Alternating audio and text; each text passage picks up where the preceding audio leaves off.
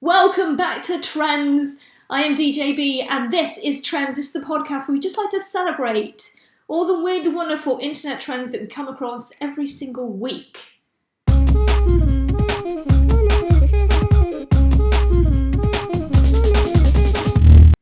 And I feel like we're all kind of settling into this kind of delirium now of what is the lockdown period.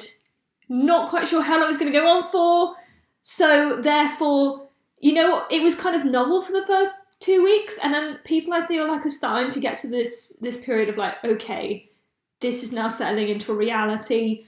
And things like exercise that maybe you wouldn't have done for like a holiday period, 2 weeks is like a good holiday period, are suddenly you're really missing out on. I'm really like feeling withdrawal symptoms of not being able to go to the gym, for example. It's just kind of getting to that place. So I hope that you're getting on okay wherever you are in the world, wherever you're doing, and if you're in lockdown, that you're not kind of going a bit too stir crazy. But I do feel like that lends us very, very well to the trends that are being created and are being celebrated around the world at this moment in time. So if nothing else, this period of time is really kind of allowing people to embrace the weird and wonderful of the internet. Because I think as well we're seeing a lot of creators come online, a lot of DJs, especially on my feed, there's a lot of DJs sort of doing live streaming, artists doing live streaming.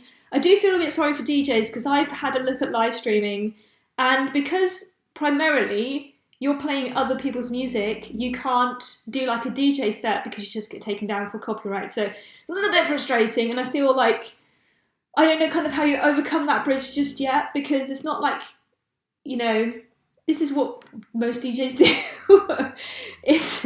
is to celebrate other people's music and to kind of gel it together. But, it's just one of those things. There we go. And of course, because I'm doing this at home in our little makeshift corner of a room, we've got Betty the Bulldog with us. So, of course, if you do hear some weird noises or the fact that she's actually snoring right now in the room, that is Betty just joining us on the podcast, because she just loves to be part of it every week. I don't know what it is. She just needs to be in the room whilst we podcast. Although I would really like to try some live streaming. So who knows, maybe I should try and do the podcast live one day. Maybe I'll get a guest on. Problem is I can never find anybody else who wants to talk about trends. It's a tough choice. It is a tough one. Now, before we get into this week's trends, I've managed to draw 4 out of everything that's been going on. I just want to kind of harken back to last week because there's been a development which is kind of exciting, exciting things. And that is the baked potato song. We talked about this last episode, and it was the Matt Lucas song. He'd sung it online, and basically he sings a song about a baked potato, giving you life advice. And he'd done a version of this song where he gives life advice about the coronavirus and how to look after yourself during the coronavirus. It went viral online, like people really, really got into it. And it's just literally him. He's obviously set up his phone. It looks like it's filmed on a phone, and by a piano, and he's just playing it out. And just very short. I think it's about a minute long, the actual song and the clip. So it's amazing that, it's very easy to put these things together and to get them out online. Well, there's been a development with the baked potato song because it was so popular online. People were getting so into it, especially here in the UK, that it was decided by Matt Lucas that he was going to release it as a single. So over the course of like a week, it's kind of escalated. It came out as a single and it was released to raise money for the Feed NHS emergency. And it was released to raise money for the Feed NHS campaign. So all of the proceeds from that are going to a good cause. And just like how one trend can grow and promote something good, but then also raise money for it as well. So it's just kind of like, because we've given it support, we've given it the attention and just embraced the baked potato song, it's now doing some good in the world. Trend is just like carrying on going.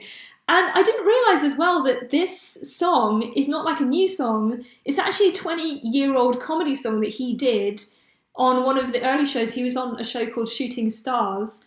I was a bit young for Shooting Stars, but I do remember it on TV. It was a bit of a bizarre show. But there's actually where he first sang the song, and there's actually, if you look on YouTube, there are clips of him singing the original song, and he's by a dinner plate. There's a giant potato, which is a puppet, which actually does the voice of the potato in the song. So he just kind of like reworded the song, because even in the original, the potato is giving like life advice. So you know what, like, it's great to see it just like coming back around again and just finding a new lease of life. Who thought like a 20-year-old comedy song would come back around and be released as a single as the baked potato song? Now, according to my sources, I was looking it up. He also did a version of a duet with this song with Gary Barlow, so that's been going around online. And then because he released the song, it was going for the charts. And looking at the state of the charts, it reached number 2 in the UK official Big Top 40. So that's quite a big deal. Is, you know, obviously people are getting behind it, giving the support, and it's all going to go to the NHS Feed NHS campaign. So it's like all going to a good cause, all from a song about a baked potato that's less than a minute. It's awesome. Well, that was a lot of information in a very short space of time. And we haven't even hit this week's trends. So I feel like we need to get into it. And one kind of common trend with a lot of these, I didn't know whether not to group them as like one category altogether, but in the end I decided to kind of just space them out, because a lot of these are related to the lockdown and people's just like state of minds and what's going on and how they're coping with the lockdown period. So I feel like this is what we're going to see over the next course of weeks as the lockdown continues. Which brings me to my first trend of the week. Now, I feel like this was actually quite relatable to a lot of people. Maybe not to the extent that happens in this trend. This was a photograph that was shared on Twitter, okay? And this was by Sarah Kanoski, I think.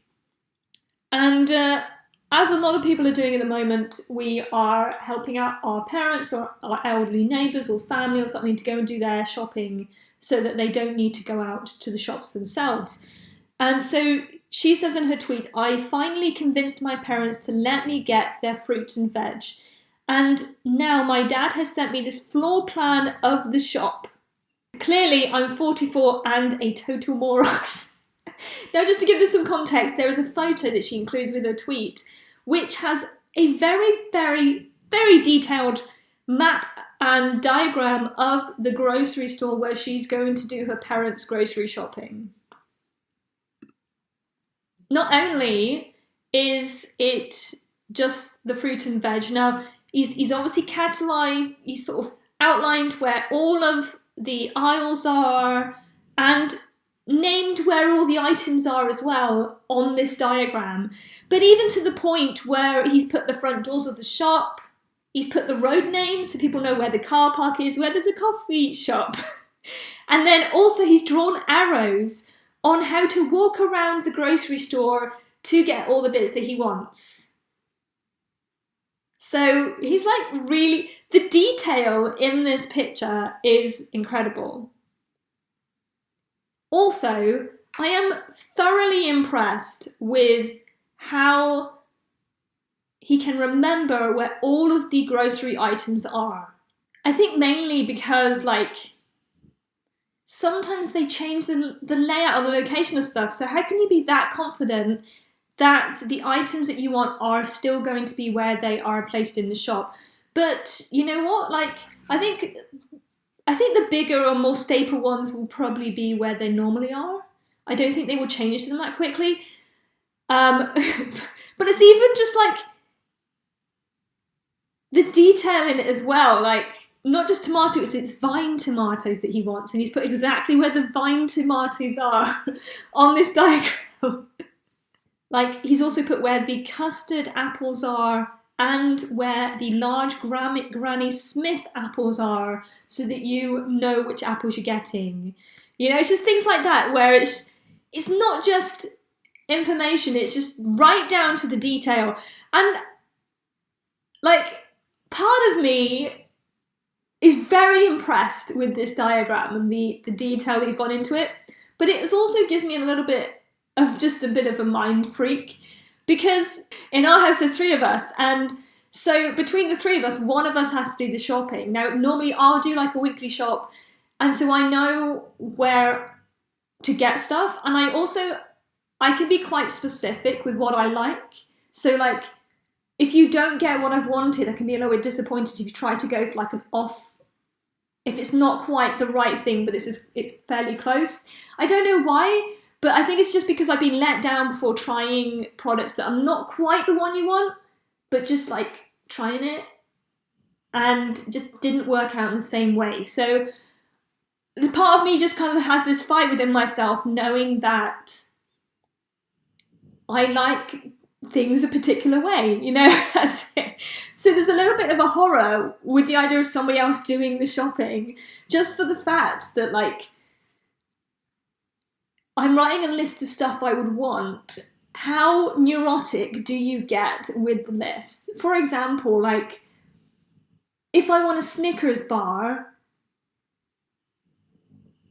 will I be okay if there are no Snickers bars and they buy like the Tesco own brand Snickers bar? Now, I'm not that fussed about those too much, but it just, you know, it will make a little bit of difference. The same with milk. Like, I like the green semi-skimmed milk. Whole milk's okay, but not for cereal. I like whole milk if I'm, you know, I'll treat myself to whole milk if I want it in like a hot chocolate, but not in my cereal. That's too thick, I can't deal with it. And that's just like a personal preference. But I'm like, if I just write milk, what if they get the wrong one? Because then I'll just be disappointed. Don't go for red. That's just, you know, that's like what's the point of having red milk? So I'm like, do I put on the list green milk, or is that just like too much? Will that make me come across as just like I'm being that picky? And of course, that's just with like your milk and stuff. That's not down to any other kind of items on this list. And of course, if you start doing that with every single item on your shopping list, the poor person going shopping is going to be so annoyed at you. So there's part of me that's just like, I can relate to why this dad is so neurotic about his list and what he likes, and kind of losing the control of not being able to go and do it yourself. But also, I feel so bad because if I'm the one doing the shopping, the fact that I don't know if I should be offended if somebody was going to give me a detailed diagram of the supermarket and where all the items were, did they not think I know where everything is? So it just plays in my mind a little bit. I'm just like, I'm not sure how to kind of take this at the moment. Even down to, he even puts where to pay for stuff. Like, this is where you go to pay this for the shopping. So yeah, it plays with your mind, and I'm not sure how I feel about it. We haven't overcome the shopping situation in our house yet, so I don't quite know how it's going to go down. Luckily, we still have a bit of a store that we don't need to go to the supermarket just yet, but you never know. Watch this space. You're probably all going to just like hate me now. Just be like, you are too picky, stop it. It's too much. It's too much. Surely I'm not the only one who likes, I don't know, just likes, I like things in specifics. It's like when somebody asks me to buy something from the supermarket, I'd rather them tell me exactly what they want. Not, well, just get me something like this. For example, like popcorn. I often get a text when I'm going shopping and I'll ask everybody in the house what they want, and they'll say popcorn. Well, what type of popcorn do you want? There's lots of different types of popcorn. I will probably get it wrong if I just get any popcorn. But it's just one of those things. I'll just feel bad. I will just feel bad. I'm loving some of the responses though, because I think it really shows people's sort of, you know, people's thoughts and views on this. Because either you find it very cringeworthy or it's just funny. And I think that's the lovely thing about this. For example, Gary says, obviously, it's a get out quickly plan for a heist movie. I actually can relate to this if you actually look at the picture. I could see it, with the arrows and everything. It's got that kind of feel to it. This could be happening. Gemma says, I know someone whose nan writes the shopping list in the order you find it in the store. That's awesome. You might mock them, but that would make it so much easier when you go shopping. I have not mastered the ability to do that. Not yet, anyway. Because, when you go with a shopping list, the problem is that I spend half the time, I know it's on here somewhere, I need to cross it off. Whereas if everything was in order, or you missed stuff on the list and you have to go back through the store to get the things you missed and it just takes you longer and you're like, oh, rubbish. Peter says the arrows got me good. He's like telling you there's only one route to get the fruit and veg. Don't be getting the cauliflower before the avocados. I didn't even think about that. Yeah, it's maybe there's an order you need to get everything in. Crazy. Craig says, I always leave a trail of breadcrumbs so I can find my way out. To be fair, one of the downsides of doing your grocery shopping is that you always end up getting more than what you think you're going to get. Just don't go shopping when you're hungry because that just makes it worse. Just don't do it. The Monkman, his confidence in the location of the pawpaw is fascinating, given that oranges have a question mark. The fact that it looks so sure in this whole thing, and yet when there's oranges written on the diagram, he has to put question marks. It's so there are some items that you're not 100% sure where they are. Okay. One question I did have, though, looking at his list, what is a custard apple? I've never heard of a custard apple before. Maybe I need to Google this. Is there such a thing as a custard apple? Let's have a look. Oh my word, there is actually a thing called a custard apple. I'm learning stuff on this podcast every time. Okay, so this is Wikipedia. We learn everything from Wikipedia, apparently. Custard apple is a common name for a fruit and a tree which bears it. I can't even say that. Annona reticula, I think. We'll go with that. Of course, this podcast, every single week, there are so many names I can't say. I should just stop saying them. Fruits vary in shape, heart-shaped, spherical, oblong, or irregular. Size vary from 7 centimetres to 12 centimetres. When ripe, the fruit is brown or yellowish with red highlights. Flesh varies from juicy to very aromatic to hard with a repulsive taste. Okay. The flavour is sweet and pleasant, akin to the taste of traditional custard. Custard apple is native to the New World, but has been found on the island of Timor in Indonesia. So, a custard apple is actually a real apple. Who knew? You learn something new here every day. Custard apple. It's a real thing. I thought we were just naming a certain type of apple, but apparently not. This is a real thing. And I think that's where we can end the first trend of this week. The grocery store map. Is Sarah the only one to get a grocery store map? Have you received one? Let me know. Have you had anything as detailed as that map over the past few weeks to get you through the lockdown, to get you through your grocery shopping? It's a big question. Trend number 2 we're going to look at today relates to Zoom.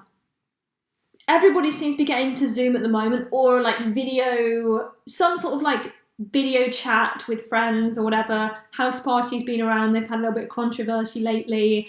Zoom does seem to be the place to go at the moment. Everybody's into Zoom. I think I've only tried it once and it didn't work very well for me, so maybe, who knows, maybe it works better for you. I also haven't got many friends at the moment who are into Zoom. I don't know whether I'm just not got the right type of friends or family that want to do Zoom, but I see loads of people really, really embracing it. It's just not happening for me at the moment. But people are getting really, really into Zoom. What I really find fascinating about Zoom is it was kind of, as far as I saw it, it was kind of almost set up for business. That was the main purpose of having Zoom. So you could have video chats for work and stuff. And then because of the lockdown, it's become like the hangout place to go, and people are embracing Zoom. So obviously you set up your camera, you go in to have your little chats, and you set up... I've never really set up a Zoom, so I don't know how it works, but you get together and you're on Zoom and you're having a video, like a video hangout, video chat, whatever you want to call it. So it's, it's a good place to be. And it's like bridging that gap when you can't go and see your friends during the lockdown. But one aspect of Zoom has really, really kind of just taken off, and that is Zoom backgrounds, which I did not know was a thing, but it is. It's great. And I also love this because, knowing that Zoom was originally for like work purposes, and now there's this thing called Zoom backgrounds where you can throw like anything up behind you and it will become your background. It's awesome. So if you really, really think about it, people are really getting into Zoom backgrounds, and they're selecting the weird and wonderful things to go behind them. A lot of businesses or brands are creating backgrounds you can fit behind you. I've seen Marvel do it, other places, so that, you can have a Marvel themed background, you can Avengers themed background, whatever you want, you can have it as your background for your Zoom thing. So if you think that was where it was going to stop, no, because then people start going to the weird and wonderful places of to what you should have as your Zoom background. And this started trending online. It's really got me wanting to start a Zoom so I can try different backgrounds. I don't know, promise, it's a big pressure thing because you're like, I don't know what I would have as my background on Zoom. How do you even set it up? I have no idea. I'm going to have to try this out. But people are really, really getting into Zoom backgrounds. And you can literally have any picture. This is like the thing, it could be anything. I also feel like knowing this piece of information, one of the reasons why I haven't got into it is because I could imagine myself spending hours making Zoom backgrounds. Just finding trying different ones, finding the perfect one that I really want to use. And there's a whole day gone. Not that my days are that productive at the moment, but I don't know if I could justify myself creating a Zoom working on the best Zoom background. Especially because I've got nobody to use Zoom with. Oh, so sad. That's it. Nancy so these are some of the great Zoom backgrounds that I have seen floating around online. People have shared them. And we start going into meme territory. Because suddenly, memes are not just something you look at online. They are becoming things that are your backgrounds on Zoom. Nancy, here is what the Star Trek background looks like on Zoom. She is the Starship Enterprise captain on Zoom. That would be awesome in meetings. Don't talk to me, I'm the captain. Sorry, boss. Just manning my ship. Or when you're in a classroom. Zava, new background, is the jealous girlfriend meme. Love it. Especially if you place yourself just right, you've got the boyfriend looking at you from behind and the jealous girlfriend just there. Think about it. Some people really get into their Photoshop skills with this as well. Larry has got a picture of himself and basically a load of copies of his face. So he's in the forefront with just his face behind him multiple times, just really, really going for it. You could really, if you had hats, you could get into any job. You could pretend you're doing any job with just changing your Zoom background. He could just get a pilot's sort of helmet for a fighter jet, and he looks like he's flying a fighter jet. Next day he could put on a builder's hat and a high-vis jacket. He's on a building site. Oh my word. You could be living a whole life right here. Also, people have been making Zoom backgrounds. There's one of a picture from The Office, that famous kind of shot when they kind of had their interviews on The Office TV show, and you can stick your head there as if you're the one having the interview in The Office. You could be like Pam or Jim talking to the camera as if you're right there. The only problem with that one, would you want to be seen in an office when you're not having to go to the office? Tough choice. It's a tough choice. SpongeBob SquarePants. You could be at the Krabby Patty restaurant in Bikini Bottom. I think so. A lot of people are getting into shots of the aisles of toilet roll in supermarkets just to make a statement, because that's fairly in trend at the moment. Also, how about the Friends front room seating area just by the kitchen? Or how about putting yourself in a work of art? Margaret actually does one where she's creating famous artworks as her Zoom background. There's another great one. This is Chad. Just stick yourself in a famous game show. You could just pick a game show, take a screenshot, create a picture out of it, and then you could... He even makes himself a name tag to go with his profile in the game show. It's fantastic. Or you could place yourself as if you are the person who's being interviewed on the news. You could get the news logo right there, set it all up as a background, just as Russell has done, taking a famous meme right there. But you could even just make it your own, make it look like you're having a live interview on BBC News. Taking famous photos. There's the famous Ellen shot with all the celebrities. Stick yourself in the photo. Do it. So many options. You could take film stills. One person's gone through a number of like their favourite films and TV shows and just stuck their heads in it, like The Good Place, the welcome sign just above you with the sofa. You could look like you're right there in The Good Place. You could like be living so many lives through Zoom backgrounds. I'm clearly missing out on something. I feel like I need to do this. Okay, trend number 3 is the open door challenge. If you haven't seen this one, it's actually really, really clever. And I feel like this came at a very, very good time when a lot of us are missing live sport. You can't watch sport the same anymore because it's just not happening. People are not able to go out and do sport. So a lot of places as well are struggling because those times when you maybe would have sat down at home and watched sports, it's not on, or it's a rerun of a famous football match or Wimbledon match or something.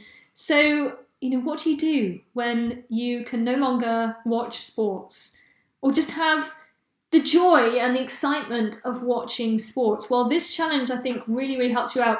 And what I really love about this is it just kind of got to the point where it was kind of like an outlet for all of the famous sports teams to really kind of engage with their fans and just kind of celebrate great sporting moments. Basically, the open door challenge starts off with you just kind of on a screen watching maybe a sports game that you really love watching. The idea is you're watching it as you would normally watch it at home, but what would it be like if you could actually be there watching these famous sporting moments?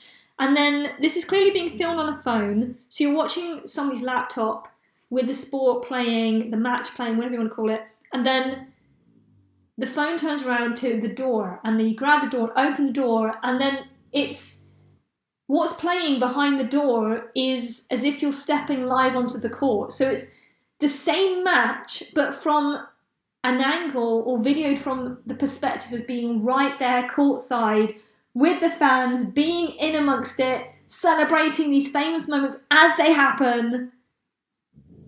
And one thing I love about this this trend is just, I don't know where they get these clips from, but clearly if you're like a big sporting, team or something, you have all of that stuff. But just the difference between watching the sport as if you're watching it on TV to it being filmed literally right there as they're huddling, celebrating, and you can just literally see the joy and the excitement on their faces as they're kind of having these celebratory moments. And it just brings like a whole load of excitement to it, even though these are things that happened in the past. And the fact that you can you don't get to necessarily see the intimate moments of being right there courtside all the time. They're not things you get to see on TV from like the TV cameras. These are things that are filmed literally on phones and things, and just gives you a really lovely, intimate insight into how it must feel to be there, especially at a time when we can't go out and enjoy sports. So many places have done videos for the Open Door Challenge, and also like some of them, these must be filmed by the actual teams themselves during some points when they're sort of celebrating matches, because they get right in amongst like the huddles and celebrations and stuff. It's almost like part of the team. It's awesome. We've had Duke's men's basketball do it. Liverpool FC did it. Theirs is actually really cool because it's of them on the bus as they've got their trophy and everything. And the Warrington Wolves, Golden State Warriors, and all different like stages of famous sporting events. So from sort of football to American football, and basketball seems really popular. We've also seen ice hockey, boxing as well, even volleyball, which is an interesting one. Baseball. A whole new way to just enjoy famous sporting events. Maybe like you could select your favourite and see how you could get on with that one. So many different ways. And it's just great to see ways to like embrace sport at this moment where there's not a lot of sport going on. I was trying to think about what I would actually like to see, like up front and close. And it's a tough choice. Like I do like watching ice hockey, and I think for me it might be, I don't know, because I feel like it works better with like a team sport where people really, really get into it. Because like, yeah, I'd love to go to the Olympics and watch sports there, but you wouldn't have necessarily watching some of those sports the kind of elation of the people getting really into it. I feel like basketball would be a really, really fun one to be right there on the front line, watching it happen. It's not like I don't know any teams really in basketball because it's not very big here in the UK. But I do think that would be pretty awesome, I must admit. Trend number 4 comes out of a story that has been shared a number of times online, just all over the place. And I think because it's so bizarre and yet so awesome that I think we're all just kind of appreciating it during lockdown. One of the things is obviously with it being lockdown, we can't go out and just kind of do our day-to-day lives we normally would have done. So the towns and cities are a lot quieter than they were before, you know? We're not using it as much, people aren't gathering together, so just generally, life outside of your house is very, very quiet.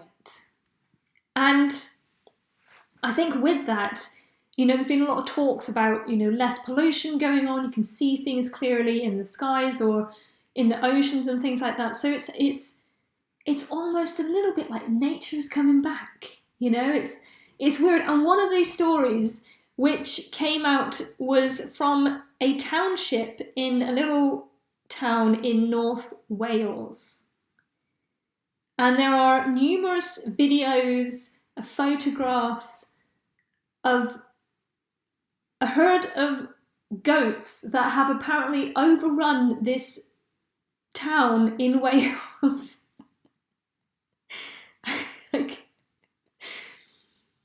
These are like mountain goats.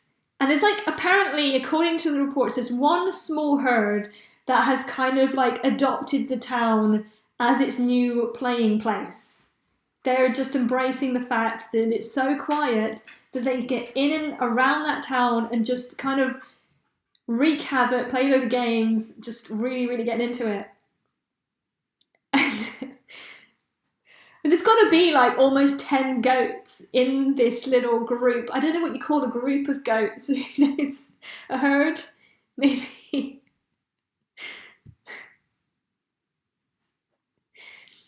And Andrew Stewart actually shares a number of videos at night from his sort of house of these goats kind of, and they're like running around the town. And this kind of started, he was sharing some videos, and then other people, as they're seeing the goats around, whether they're walking by, whether they're doing their daily exercises, and they see the goats. These goats are everywhere, in and around the town. Sometimes they're just walking around. Sometimes he's got videos of these goats just like destroying hedges. Considering the fact there's like 10 goats, and you can imagine like around a house, there's a hedge. They're all attacking this hedge, just all they all want a piece of it, really. That's it. So Andrew actually shares a story on Twitter. After seeing these goats and observing what these goats are doing around the town, that he actually calls the police and tells them that there's a load of kids, okay, get it, that were running riot, and he thought we'd better pass it on to the officers. So then he actually sees some of these police officers trying to kind of herd these goats around, sort of with some big red lights. I don't know if the goats got arrested or anything, but they're clearly trying to kind of get these goats herded somewhere so that they're not wreaking havoc around the town. But it seems to be that these goats are here and they're not going anywhere for the foreseeable future. Even now, like during the daytime, people are like spotting the goats around the town, and there's like a certain number of hedges that have kind of just been destroyed by these goats. And it's actually great as well, because you can like appreciate how little parts of this town, which were maybe just like walls or platforms around like car parks and stuff, are now sort of being adopted as playthings for the goats. They're really, really enjoying it. Any type of obstacle, they're going to give it a go. I haven't seen them on cars yet, so, they haven't gotten to the point of vandalism, apart from maybe the hedges. But it's early days. Who knows how long this is going to continue on for. One of my favourite photos of these goats is one of the goats with these huge horns poking its head up above a hedge. So he's obviously got in there, and he's poking his head up as if it's like, you know what? We own this place now, get over it. It did make me wonder though, like, where did these goats come from? Are they like wild goats? Because there's a whole herd of them. Or are they owned by someone? Is there going to be like a farmer who's going to go out at one point and notice that his goats are missing? What do you do during a lockdown when your goats have gone missing? And also, like, when these goats, especially because the roads are so quiet, they are like, as a herd going down the street, and when they all start running, like, I can imagine that being a little bit intimidating for somebody on there with like a group of almost 10 goats really getting into it. What would you do if you're doing like your daily exercise and this herd of 10 goats is just running towards you? You probably get a good workout out of it, to be fair. Or you're driving to the supermarket and there's a herd of 10 goats in the middle of the road. What are you going to do? You're going to wait for them? I don't know. So I think this is clearly an example of the wildlife taking it back during the lockdown. Just makes me wonder, like, what kind of wilderness am I going to step into when this is over and you finally get out of your house? Who knows?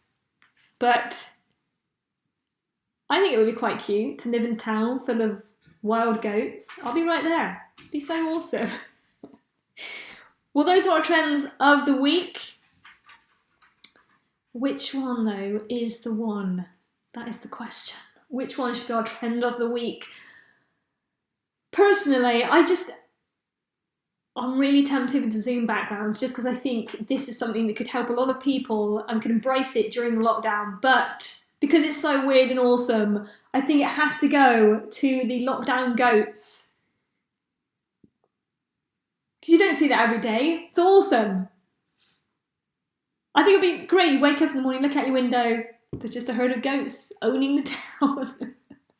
Be sad to see them go after this is all finished. Well, that's it for today. I hope you enjoyed this episode. And of course, you can get hold of me on Twitter at Katie Hillier or on Instagram. Let me know what trends you're into at the moment, and let's just embrace the gloriousness that is Trendz right now. I'll see you next time.